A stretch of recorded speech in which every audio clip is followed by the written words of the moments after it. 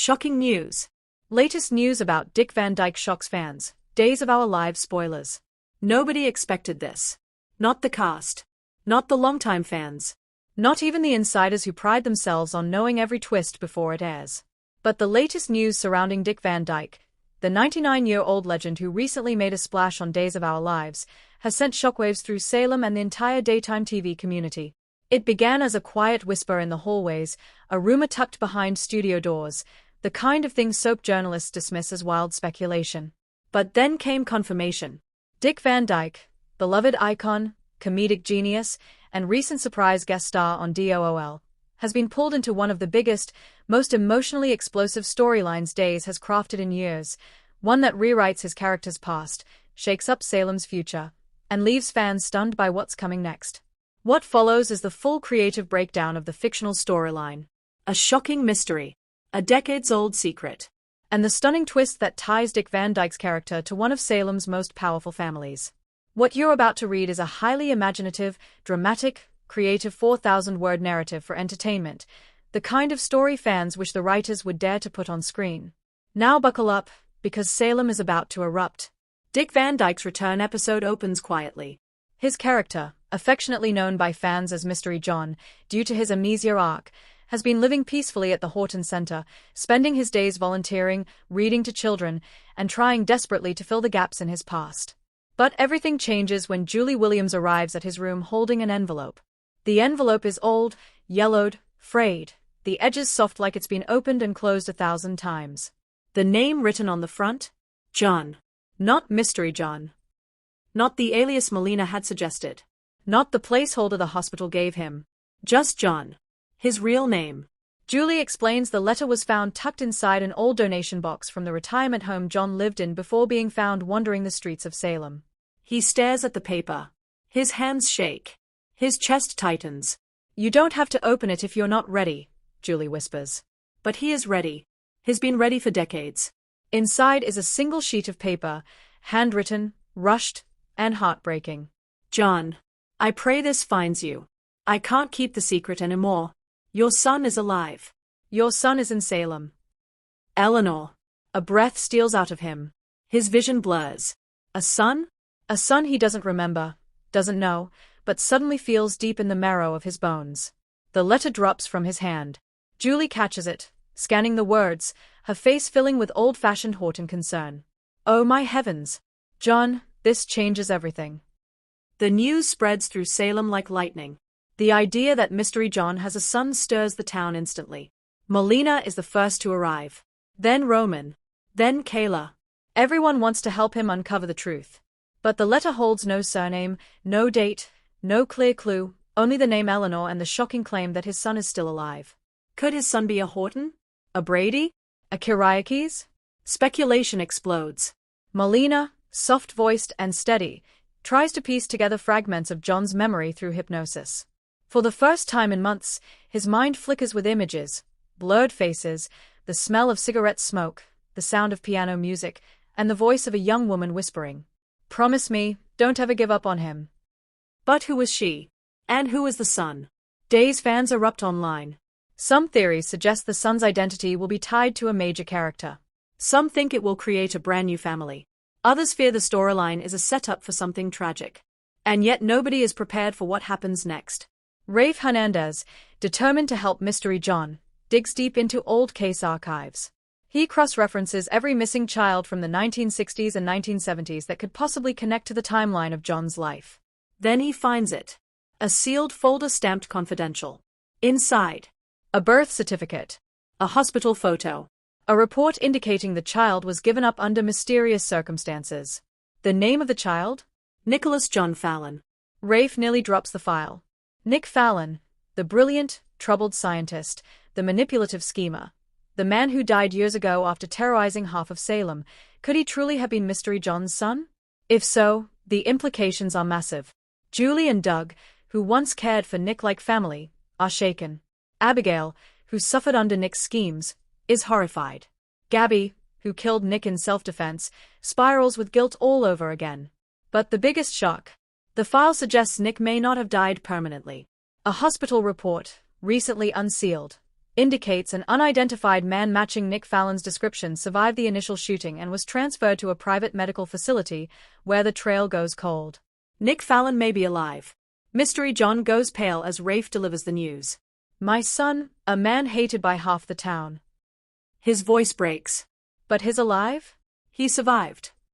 And then, I have to find him. Meanwhile, in a remote cabin outside of Salem, a man paces the floor restlessly, muttering to himself. He's alive. He's watching. He's planning. The man's face is never shown, only his silhouette reflected in a window. A bulletin board behind him is filled with photos of Salem's most powerful figures. Gabby, Abigail, Chad, Julie, Rafe, Melina. And in the very center, circled in red, the man growls. So, you finally remembered me. He crushes a glass in his fist. This isn't just a father-son reunion. It is the beginning of a reckoning. Before Mystery John can search for Nick, Julie urges him to meet with someone, Maggie Kyriakis, who once knew Nick better than most. Maggie hesitates but finally sits across from John, hands clasped, trembling. There's something you need to know, she begins. She tells the story of Nick's childhood, the pain, the losses, the pressures, and how his brain injury transformed him into someone unpredictable. She explains the terror he inflicted, but also the brilliant, gentle young man he once was. Then she drops the bombshell. Nick always believed he had no family. If he survived, he may be looking for someone to blame for the life he never got to have. John's eyes fill. I didn't abandon him. I didn't even know he existed. I lost my memory. Maggie touches his hand. I know. But Nick might not care. A week later, strange things begin happening in Salem. Kayla's medical files are hacked. Gabby receives cryptic texts saying, I owe you a bullet. Melina finds her office door unlocked and her notes rearranged. Abigail notices she's being followed at night. A flower appears at Julie's doorstep, a rare purple bloom Nick used to grow. Salem panics. Everyone believes the same thing. Nick Fallon has returned, and he's after every person who ever wronged him. But Mystery John refuses to let fear stop him. This is his son. His blood. His one remaining link to a life stolen by amnesia. He vows to find him first. It happens on a stormy night. John receives a note slipped under his door. If you want the truth, come alone. Midnight. The old mill. Julie begs him not to go. Melina threatens to call Roman. Even Doug pleads. You're 99 years old, for heaven's sake. But John goes anyway, determination radiating from him like a man half his age. At the mill, he finds a shadow figure staring out a cracked window. Nick. John whispers. The man turns slowly. And yes, it is Nick Fallon, alive, hardened, scarred, eyes wild with fury and heartbreak. You left me, Nick snarls. You left me alone in a world that hated me. I didn't know you existed, John says softly. I had no memory. Son, I never would have abandoned you. Nick trembles. You think you can just show up and fix everything? You think you can erase what they did to me? I can't erase anything, John replies. But I can love you. I can give you the family you were denied. For a moment, Nick's facade cracks. He looks like the young man Maggie once believed he could be. Then sirens scream in the distance. Rafe. Roman. Chad.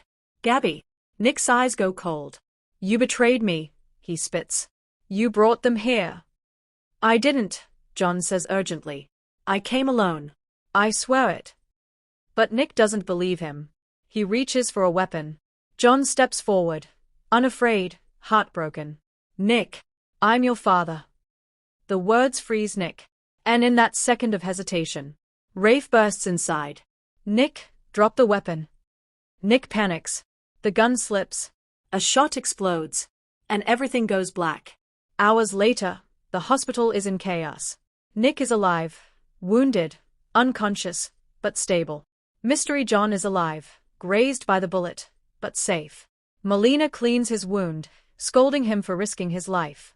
Julie sobs with relief. Roman shakes his head muttering, only in Salem. But the real shock arrives when Kayla runs into the waiting room with test results. John, I found something.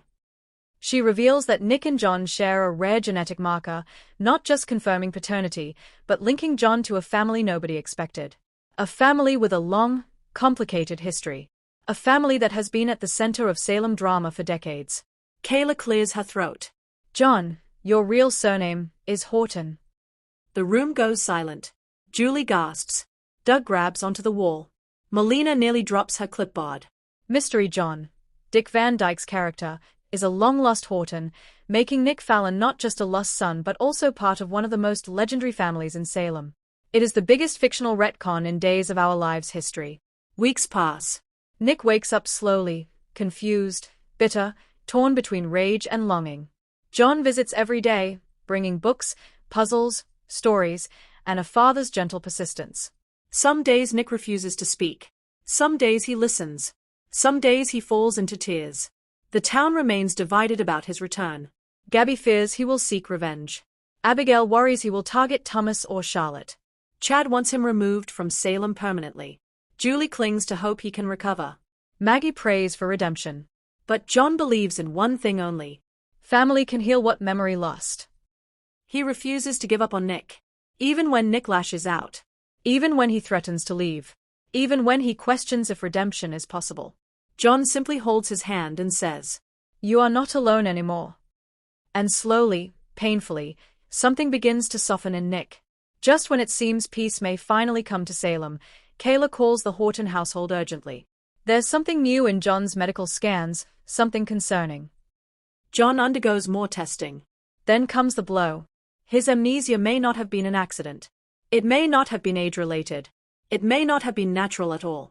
The scans reveal signs of intentional sedation, a pattern matching long-term drug exposure. Someone did this to him. Someone wanted him to forget his identity, his family, his son, his place in Salem history. But who? Melina gasps. Julie clutches Doug's arm. Nick's eyes widen with rage. And the camera cuts to black. A woman's silhouette appears in the shadows. Elegant, dangerous, familiar. Her voice whispers. So, the old man finally remembers.